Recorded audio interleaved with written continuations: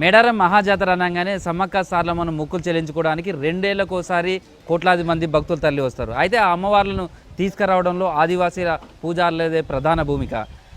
జాతర వచ్చిందంటే 4 వారాల పాటు వాళ్ళు నిష్ఠతోటి ఈ పూజా కార్యక్రమాలన్నీ జరుగుతాయి. అసలు ఈ పూజలు ఎలా జరుగుతాయి, వనం నుంచి జనంలోకి అమ్మవార్లు ఎలా వస్తారు, వాళ్ళ దీవెనలు వాళ్ళ మొక్కులు ఏ విధంగా ఉంటాయి తెలుసుకునే ప్రయత్నం చేద్దాం. మనతోటి సమ్మక్క సార్లమ్మ పూజాలకు సంబంధించినటువంటి అధ్యక్షుడు జగ్గారావు ఉన్నారు, ఆయనతోటి మాట్లాడదాం. సార్ నమస్తే. 2 ఏళ్ళకోసారి జరిగే మేడారం వచ్చింది అంటే కోట్లాది మంది భక్తులంతా ఒక్కసారిగా మేడారం వచ్చేస్తారు.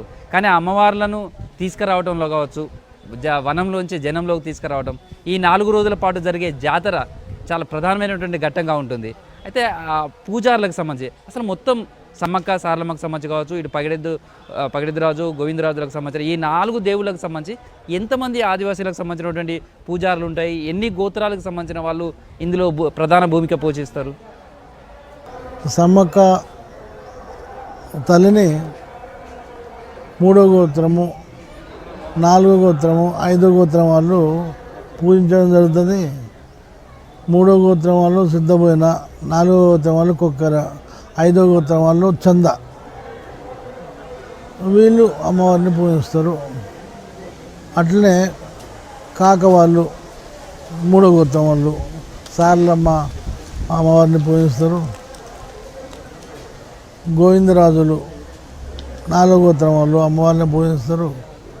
పగిడిద్దరాజు వాళ్ళు 4వ గోత్రం వల్లే అమ్మవారిని పూజించడం జరుగుతుంది.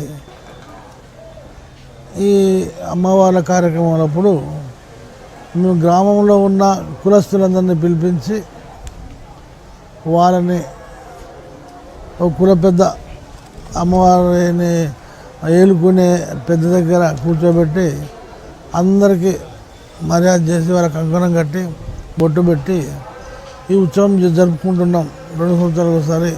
మీరు కూడా అందరూ వచ్చి సహకరించండి అని వాళ్ళని మర్యాదపూర్వకంగా పిలవడం జరుగుతుంది. ఆ కులస్తులు అందరూ మాతో పాటు కలిసి వచ్చి అమ్మవారి కార్యక్రమంలో పాల్గొంటారు. ఈ తంతంతా జాతరకి ఎన్ని రోజుల ముందు జరుగుతుంది? ఇదంతా కూడా ఎట్లా? ఈ 4 వారాలు చెప్తున్నారు, 4 బుధవారాల నుంచి ఇదంతా ఉంటుంది. ఈ 4 వారాలు ఎట్లా అంటే ఈ తంత ఏ విధంగా జరుగుతుంది? దీంట్లో ఎంతమంది పాల్గొంటారు? టోటల్గా 1 రోజులు ఈ జాతర నిర్వహణ జరుగుతుంది. ఫస్ట్ జాతర అప్పుడు, ఫస్ట్ పూజా కార్యక్రమం అప్పుడు శుద్ధి చేయడం అని జరుగుతుంది. తర్వాత మండ మెలగడం అని జరుగుతుంది. తర్వాత జాతర కార్యక్రమాలు జరుగుతాయి. తర్వాత తిరుగువారము కార్యక్రమం జరుగుతాయి. తిరుగువారం అంటే ఈ 3 వారాలు చేసిన పూజా కార్యక్రమాలలో ఏమన్నా లోపం ఉంటే క్షమించు తల్లి అని అమ్మవార్లను వేడుకుంటాం అన్నట్టు. అదే తిరుగువారం అంటారు. అంటే ఈ జాతరకు సంబంధించినటువంటి ఈ పూజారులంతా కూడా ఈ 4 వారాల పాటు నిష్ఠగా ఎలా ఉంటారు? అసలు ఏమేమి చేస్తుంటారు, ఎలాంటి పూజలు చేస్తారు, దీంట్లో ఎవరెవరు ఇప్పుడు ఆ సమ్మకు సంబంధించి ఎంతమంది పూజారులు ఈ కార్యక్రమంలో పాల్గొంటారు, సార్లమ్మకు సంబంధించినటువంటి వాళ్ళు ఎంతమంది ఉంటారు, వీళ్ళకి సంబంధించినటువంటి ఈ తంతంతా కూడా ఎట్లా జరుగుతుంటుంది? మీరు సమ్మకు సంబంధించిన వాళ్ళు 5 ఉంటారండి. వాళ్ళు బుధ బేస్తవారము ఉపవాసాలు చేస్తారు. ఉపవాసం చేస్తే ఆ రోజు అన్నీ కొద్దిగా నిష్టగా అమ్మవారిని పూజించుకుంటూ ఆ 2 రోజులు ఉంటారు. తర్వాత మళ్ళీ బుధవారం కూడా అట్లే ఉపవాసం ఉండి ఆ కార్యక్రమాలు పూజా కార్యక్రమాలు నిర్వహిస్తారు. మీరు పూజారిగా ఈ బాధ్యతలు చేపట్టక ముందు చిన్నపిల్లలుగా ఉన్నప్పుడు కావచ్చు, అప్పుడు జాతర ఎట్లా ఉండేది? ఆ తర్వాత మీ వంశపారంపరంగా ఈ పూజా బాధ్యతల్లోకి వచ్చినప్పుడు మొదట వచ్చినప్పుడు ఎట్లా ఉండేది? ఈ తంతు నేర్చుకోవడం కావచ్చు, మిగతా వాళ్ళకు దాన్ని కంటిన్యూ చేయించడంలో కావచ్చు, ఎట్లా ఉంటుంది అసలు? ఎందుకంటే ఒకప్పుడు చాలా అడవి ఉండేది. అప్పుడు మా పెద్దలు కూడా చాలా అమ్మవారు భయం భక్తితో అమ్మవారు పూజించుకునేది. చెప్పేది ఇలా చేయాలి, అమ్మవారి పూజ అంటే ఇట్లా ఉంటుంది, ఈ రకంగా చేస్తేనే మీకు అలవాటు నేర్చుకుంటారు అనేది వెంట పెట్టుకొని మా పెద్దలు చెప్పేది.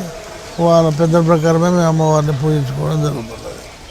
ఇప్పుడు అంటే అమ్మవారి పూజ సంబంధించిన దాంట్లో వస్తే ఈ బుధవారం రోజు సార్లమ్మను కావచ్చు, పగిడెద్దు రాజును కావచ్చు, దేవుడిని కావచ్చు, తర్వాత గోవిందరాజుల దేవుడిని కావచ్చు, వీళ్ళ ముగ్గురిని బుధవారం ఎందుకు తీసుకురావాలి, తర్వాత గురువారం వచ్చేసరికి సమ్మక్కని తీసుకురావడం. అంటే మాఘ మాసం వచ్చినప్పుడు ఈ పౌర్ణమికి ముందు ఈ బుధవారం గురువారం అనే దాన్ని ఎట్లా అసలు ఈ సంబంధం ఈ ప్రాధాన్యత ఏంటి అసలు? ఎందుకంటే బుధ గురువారాలు మంచి రోజులు అనే ఆలోచనతోనే ఈ వారం బుధవారం మనకు అమ్మవారికి మొక్కు చెల్లించుకుంటే పూజ చేస్తే మంచి జరుగుతుంది, గురువారం చేస్తే మంచి జరుగుతుంది అనే ఉద్దేశంతోనే ఈ బుధ గురువారాలు వాళ్ళు నిర్ణయించడం జరిగింది. దాని ప్రకారమే అది ఇప్పటికీ కొనసాగుతున్నది. మీ అప్పటికి ఇప్పటికి జాతరకు సంబంధించి ఎట్లా ఉంది సార్ అసలు? అంటే జాతరకు సంబంధించిన వరకు కూడా ధీరత్వం కావచ్చు, వీరత్వం కావచ్చు, లేదా ధిక్కార స్వరాన్ని చెప్పడంలో కావచ్చు, లేదా తమ వారి కోసం పాలకుల మీద తిరుగుబాటు చేయడంలో కావచ్చు, ఇలా రకరకాలైనటువంటి స్టోరీస్ ఉంటుండే. అసలు మొత్తంగా ఇవన్నీ విన్నప్పుడు చాలా రకరకాలుగా ఉంటాయి. అసలు సమ్మక్క సారలమ్మ జాతరకు సంబంధించినటువంటి అసలు ఆ స్టోరీ ఏంటి సార్ అసలు మీ వైపు నుంచి ఉన్నటువంటిది? అమ్మవారిని ఏలుకునే సమయంలో కొంతమంది కాకతీయుల గురించి చెప్పుకొస్తారు. అమ్మవారికి కాకతీయులకు మధ్య యుద్ధం జరిగింది. ఏదో కప్పం కట్టకుంటే ప్రతాపరుద్రుడికి పగిడిద్దరాజుకు యుద్ధం జరిగింది. ఆ యుద్ధంలో సమ్మక్క తల్లి మరణించింది అనేది చెప్పుకొస్తారు. వాస్తవంగా ఆ యుద్ధాలు జరగలేదు ఇక్కడ. కాకపోతే ఏదంటే ప్రతిఘటించడం అన్నది వాస్తవం. అమ్మవారు ఏంటి సచ్చి సాధిస్తా తప్ప నేను ఉండి ప్రాణంతో ఉండి సాధించేది ఏమీ లేదు అని ఆ రూపేణ ఆమె సావడం జరిగింది, మరణించడం జరిగింది. అప్పటి నుండి ఆ ఆనవాళ్ళనే బట్టి మా పెద్దలు పూర్వీకులు సమ్మక్క తల్లిగా నామకరణం చేసి అక్కడ దొరికిన కుంకుమ భరణినే అమ్మవారిగా పూజిస్తూ వస్తున్నారు. అప్పటి నుండి అదే విధానాన్నే మేము కొనసాగిస్తున్నాం సార్. అమ్మవారికి అని చెప్పేసరికి మీరు చెప్పినట్టుగా కంకవనం చాలా చాలా ప్రాధాన్యతగా చూస్తున్నాం. అసలు కంకవనానికి ఈ జాతరకు ఉన్నటువంటి సారూప్యత కానీ ఆ బంధం ఏంటి అసలు? ఏంటంటే కంకవనము ప్రకృతిలో దొరికేది అడవి. అది మేము ఇల్లు నిర్మించుకున్న కంకవనం అవసరం కనుక ఈ వనాన్ని కూడా పూజించుకుంటే ఆ వనము అభివృద్ధి అయ్యి మనకు ఉపయోగపడుతుంది భావితరాల వాళ్ళకు కూడా. అందులో ఆ కంకవనం యొక్క వేరు ఆ టైంలో మేము వనం తీసుకొచ్చేటప్పుడు దాన్ని తీసుకుంటాం, అందరం తీసుకొని ఇంటికి తెచ్చుకుంటాం. ఎందుకు కారణం దాన్ని ఎందుకు తెచ్చుకుంటాము అంటే ఇంట్లో ఏ చెడు శక్తులు రాకుండా ఉంటాయి, ఎల్లకాలం ప్రశాంతంగా ఉంటాము. చిన్నపిల్లలు ఉంటారంటే ఆ చిన్నపిల్లలు కూడా అప్పుడప్పుడు ఏడుస్తుంటారు, అటువంటి దాగపరిక ఉండయి. ఒకసారి పోగేస్తే అవంతా వెళ్ళిపోతుంది అనే ఉద్దేశంతోనే మేము ఆ కంక వనం యొక్క వేరు తెచ్చుకొని దగ్గర పెట్టుకుంటాం. అంటే ఆ అమ్మవారికి సంబంధించి చాలా మహిమలకు సంబంధించి కాబట్టి మీరు చెప్పిన ఇంతకుముందు ఎట్లా ఉంటాయి ఇవన్నీ చెప్పినప్పుడు మీకు ఏమన్నా గుర్తుకొస్తుండే? అట్లా మా పూర్వీకులు చెప్పింది ఏంటంటే ఏ చిన్న తప్పు చేసినా అమ్మవారి గుట్ట వైపు వెళ్తే పెద్ద ఒక రౌతు లాంటిది బయటికి గుట్ట నుండి కిందకి వచ్చేది అన్నట్టు డొల్లుకుంటా. ఏంటి ఇంత భయంకరంగా మమ్మల్ని భయపెట్టిస్తుందని నేను పలానా దగ్గర వేస్తున్నా, ఎవరు ఉంటారు కదా బయట ఉన్న వాళ్ళు ఎవరు ఉంటారు, అటుకెళ్ళి వెళ్ళొచ్చిన కనుకనే నాకు ఈ పనిష్మెంట్ ఇస్తున్నావు తల్లి, ఇక నాకు చేయను అటువంటి పని, ఏదో తప్పు అయిపోయినట్టు నాకు గుర్తులేక ఇలా ఈ పని అటువంటిది పోను అని వేడుకుంటే ఆ రౌత్ అన్నది అక్కడనే ఆగిపోయేదండి. అది మా పెద్దలు చెప్పిన కొన్ని కారణాలు. అయితే అమ్మవారికి దాహం వేసినప్పుడు, ఆకలి వేసినప్పుడు మానవ ఆహారాన్ని కూడా స్వీకరించేది అన్నట్టు. చిలకలగట్టు నుంచి అమ్మవారిని తీసుకొచ్చేటప్పుడు ఈ ప్రక్రియ కావచ్చు, ఈ తంతు ఎట్లా జరుగుతుంది, ఏమేం చేస్తుంటారు? కొన్నేమో మీ అంతర్గతంగా జరిగే పూజలు ఉంటాయి, అవి కాకుండా మామూలుగా మీరు చెప్పగలిగేటి ఏమి ఉంటుంటాయి సార్? అక్కడ మేము చెప్పేదేం లేదు, పూజ చేస్తాము. మామూలుగా అమ్మవారికి పాలు పండ్లు, దాంతోపాటు ఇప్పపు సార. ఇప్పపు సారని ఎందుకు పోతాము అంటే అది మాకు తెచ్చిన మట్టుకు సర్వరోగ నివారణ అన్నట్టు, అట్లా భావించి పోస్తుంటాం. ప్రతి దగ్గర ఆ సారని ఆరబోస్తాం. ఈ సమయంలో ఇప్ప పువ్వు చేసినటువంటి సారాను అంటే తీసుకోవడం కావచ్చు, లేదా ఆ పువ్వు వేయడం కావచ్చు, ఇదంతా కూడా ఎట్లా జరుగుతుంది? అంటే ఇప్ప పువ్వు అసలు ఒకప్పుడు ఎట్లా ఉండేది, ఇప్పుడు ఎట్లా ఉండేది, ఇప్ప పువ్వుకు ఉన్న ఈ అనుబంధం ఎట్లా ఉంటుంది? అంటే సార్ జాతర అనగానే అది గుర్తుకొస్తుంది చాలామందికి. మూలిక విధానం ఒక చెట్టుతోనే రసాయనం కాబట్టి, చెట్టు వచ్చే రసాయనం కాబట్టి దాంట్లో ఒక చెడుని పక్క తోలుతుంది అనే భావంతోనే మేము అమ్మవారికి ఐపం సారని నైవేద్యంగా సమర్పించడం జరుగుతుంది. ఇప్పుడు కూడా అంటే చాలా కాలం మారింది, ఇది ఉంది కదా, ఇప్పటికీ ఆ సాంప్రదాయాన్ని కానీ ఆ ఇప్ప పువ్వును సేకరించడం కానీ తర్వాత దాంతో ఇదంతా జరుగుతుంది.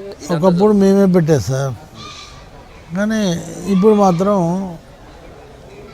అది కొనుక్కుంటేనే దొరుకుతున్నది తప్ప మేము కూడా పెట్టే పరిస్థితి ఏర్పడతలేదు. బంగారం సమర్పించడం అంటే అమ్మవార్లకు తీసుకొచ్చి బెల్లాన్ని సమర్పించే సాంప్రదాయం ఎట్లా వచ్చింది? అసలు దీనికి ఉన్నటువంటి చాలా స్టోరీస్ చెప్తుంటారు. అసలు నిజంగా అమ్మవారికి బెల్లం అంత ప్రీతికరమైనది ఇక ఎందుకు మారింది? ఆ బెల్లాన్ని తీసుకొని నిలువెత్తు బంగారం పెడతామని భక్తుడు కోరుకుంటాడు అమ్మవారికి. నిలువెత్తు బంగారం అంటే 50 కిలోలు, 30 కిలోలు, 70 కిలోలు, 100 కిలోలు పెట్టలేము కదా. అందుకని ఈ బెల్లాన్నే తీసుకుపోయి అమ్మవారి గద్దెల మీద పెడితే అది బంగారంగా చేంజ్ అవుతుంది. అంటే వాళ్ళ నమ్మకం, భక్తి నమ్మకం, బంగారం పెట్టినాం. మనం కొన్నప్పుడు బెల్లంగా ఉంటుంది, గద్దె పైన పెట్టినప్పుడు బంగారంగా మారుతుంది. అది ఈ కొన్నేళ్ళుగా చూస్తే జాతర వస్తున్నటువంటి డెవలప్మెంట్ కావచ్చు, లేకపోతే మార్పులు కావచ్చు, ఇవంతా చూస్తే అప్పుడు ఎట్లా ఉంది, ఇప్పుడు జాతర ఎలా ఉంది? జాతర బాగానే, అప్పుడు కూడా తక్కువ ఉన్నా జాతరకు ప్రాధాన్యత కనపడేది. అదే సందర్భంగా ఇప్పుడు కమ్యూనికేషన్ ఎక్కువ కావడం వల్ల భక్తులు అక్కడ పోతే, అమ్మవారికి పోతే మనకు ఏదో చేస్తుంది, మేలు చేస్తుంది అనేది ఈ భక్తులు తండోపతండాలుగా వచ్చి అమ్మవారిని దర్శించారు. ఎడ్ల బండ్లు అంటే మీరు చెప్తే ఎడ్ల బండ్లు అప్పుడు అంటే దాదాపు కొన్ని జాతరల కింద చూస్తే ఎటు చూసిన ఎడ్ల బండ్లతో చాలా కనిపించాయి. ఇప్పుడు ఎట్లా ఉంది సార్? అసలు ఇప్పుడు ఎడ్ల బండ్లు తగ్గినాయి సార్. ఎందుకంటే అప్పుడు ఎడ్ల బండ్లతోనే వస్తేనే జాతర పోయినట్టు అనిపించేది. దానికి గజ్జలు పెట్టుకొని ఎడ్లకు గల్లు గల్లు అని సౌండ్తో పోతే ఎక్కడికంటే అమ్మవారికి జాతర పోతున్నాము అనే ఆలోచన కలిగేది అందరికి. ఎట్లా ఉంది సార్? అంటే జాతరకు సంబంధించి మీ పూజారులకు సంబంధించి ఈ 2 ఏళ్ళకు ఒకసారి జరిగే జాతర మీదనే దీంట్లో వచ్చే వాటా మీదకి సంబంధించినటువంటి మీద ఆదాయం ఉంటుంది. ఎట్లా ఉంది? ఎన్ని కుటుంబాలు ఉంటాయి? దాదాపు 200-250 కుటుంబాలు ఉంటాయి సార్. ఒరిజినల్గా 13 మందే పూజారులు. ఇక వాళ్ళకు వాళ్ళు వీళ్ళు అంతా చాలా ఉన్నాయి సార్. మేము పంచుకుంటే మంచుకో 4,000, 5,000 అట్లా రావడం జరుగుతుంది. 2 సంవత్సరాల పేరు మీద 5,000 వచ్చినాయంటే 2 సంవత్సరాలు ఎక్కడ పనికి పోతే 5,000 వస్తాయి. కానీ అంతే ఇక పెరుగుతున్నాయి. కాకపోతే ఏంటంటే ఈ మధ్యన మాకు ఆలోచన తట్టింది, ఇక్కడ ఇన్కమ్ పెరుగుతున్నది కనుక మేము 200 మంది అమ్మవారి మీద బతున్నాం కనుక మా 33%ని 48 చేయాలి అని ఒక అప్లికేషన్ పెట్టడం జరిగింది. అది చేస్తే గవర్నమెంట్ చేస్తే మాకు కొంతమందికి మేమందరం కొంచెం ఇంకొద్ది ఉత్సాహంగా బతుకుతాం. జాతరకు సంబంధించి చూస్తే సార్, ఈ గతంలో అంటే ఈ జాతర జరిగే 1-2 రోజుల ముందే అంతా జనం వచ్చేది, అమ్మవార్లు వచ్చే టైంకు రెడీగా ఉండేది. ఆ తర్వాత నుంచి కూడా వచ్చేది, పబ్లిక్ మొక్కులు చెల్లించుకొని పోయేది. కానీ గత కొన్ని సంవత్సరాలుగా చూస్తే ముందస్తుగా వచ్చే భక్తులకు సంబంధించి చాలా ఎక్కువైపోతుంది. చాలామంది వస్తున్నారు, మొక్కులు చెల్లించుకుంటున్నారు. అమ్మవారి గద్దెల మీదకి వచ్చే టైం వరకు అంటే వాళ్ళు చాలామంది వచ్చేస్తున్నారు. అసలు అంటే ఈ ముందస్తు మొక్కులకు సంబంధించి ఎట్లా ఉంటుంది అసలు? కానీ ముందస్తు మొక్కులు అంటే సార్ వాళ్ళని ఇక ఏమి చెప్పలేని పరిస్థితి, రావాలా అమ్మవారికి చెల్లించుకోవాలా, అప్పటికి ఎక్కువ మంది వస్తారు, ఆ ఎక్కువ మందిలో మనం పోతే ఏం తృప్తి లేకుండా అయిపోతుంది, అమ్మవారి గద్దాన్ని ముట్టుకోలేని పరిస్థితి, కనీసం మొక్కు సరిగా చెల్లించుకోలేని పరిస్థితి. అటువంటి తరుణంలో వీళ్ళు ముందొచ్చి మొక్కులు చెల్లించుకొని పోతున్నారు. ఇప్పుడు 2-3 సంవత్సరాల నుండి అందరూ ముందే వస్తున్నారు. అది అట్లా రావడం వల్ల ఎంప్లాయీస్ వాళ్ళు వీళ్ళు ఉంటే సండే రోజులలో వచ్చి వెళ్ళిపోతుంటారు. ఈ సంవత్సరం మాత్రం 2-3 నెలల నుండి ఒకటే దార లెక్క భక్తులు వస్తున్నారు. ఇప్పుడు రేపు సమ్మక్కకు సంబంధించినటువంటి ఈ ప్రక్రియ అంతా ఎన్ని గంటలకు స్టార్ట్ అయితే అమ్మవారు వనం నుంచి ఎన్ని గంటల వరకు గదిలకు వస్తారు? వీళ్ళంతా కూడా ఈరోజు ముగ్గురు అంటే సారలమ్మ, పకడిద్దరాజు, గోవిందరాజుల దేవులు మొత్తం ఇక్కడ సమ్మక్క గుడికి రావాల్సిందేనా? వాళ్ళు వచ్చి ఇక్కడ ఏం జరుగుతుంది? మా ముత్తైదులు వచ్చి ఇక్కడ వేస్తారు, ముగ్గురు వేస్తారు. ఇక్కడ నుండి గద్దెలకు వస్తాం. గద్దెలలో కన్నపల్లి నుండి కూడా వాళ్ళు అట్లే వస్తారు, గద్దెల పైన ముగ్గురు అలంకరిస్తారు. కాకపోతే ఏంటంటే అక్కడ మాకు టైం దొరుకుతలేదు. మళ్ళీ పబ్లిక్ బాగా ఒత్తిడి వల్ల దాన్ని వాస్తవంగా గద్దెని మొత్తం నీట్గా చేసుకొని గద్దె నిండా ముగ్గురు అలంకరించి వెళ్ళాలి. మేము డిపార్ట్మెంట్ వాళ్ళు కూడా ఇట్లా చేస్తారు కదా, దీన్ని మనం ఒక కొంచెం ప్రతిష్టంగా తీసుకొని, ఒక ఇంట్రెస్ట్గా తీసుకొని 1 గంట సేపు పబ్లిక్ ఆఫ్ చేసుకుని తొందర చేసేద్దామని ఆలోచన కూడా డిపార్ట్మెంట్ వాళ్ళకి లేదు. ఈ టైం అంతా ఎంత పడుతుంది సార్ మామూలుగా అయితే? 1 గంట పడుతుంది సార్.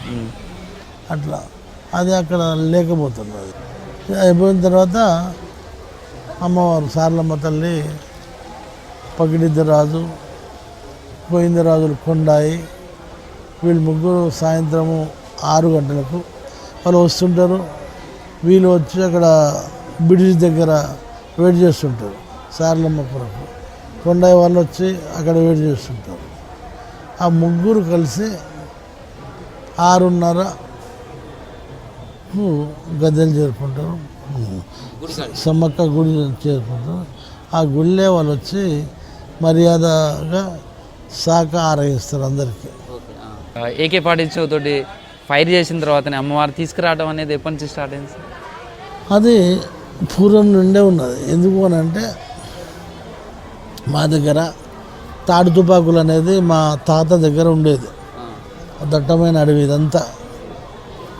అప్పుడు ఆయన మా తాతే పేల్చేది. తాడు ఉండి తాడుకి ఇంత నిప్పు పెట్టి పెడితే అది తాడు తుపాకు అట్లా చేసేది, పేల్చేది. అప్పుడు ఎన్ని రౌండ్లు పేల్చేది? అప్పుడు 2-3 రౌండ్లు పేల్చాక విషయం ఏంటంటే అది మరుగున పడిపోయింది. ఎట్లా అంటే రాజకాల టైంలో చాలా బీభత్సమైన గొడవ జరిగింది ఇక్కడ. అయితే మొత్తం తీసుకుపోయి పాతి పెట్టేసింది. ఇక అక్కడికి ఇప్పుడు దాన్ని కంటిన్యూషనే ఇప్పుడు అధికారికంగా పోలీసు వాళ్ళు అమ్మవారి స్వాగతం పడుతున్నారు. అదే అండి. ఇది మేడారం సమ్మక్క సారలమ్మ అమ్మవార్లు వనం నుంచి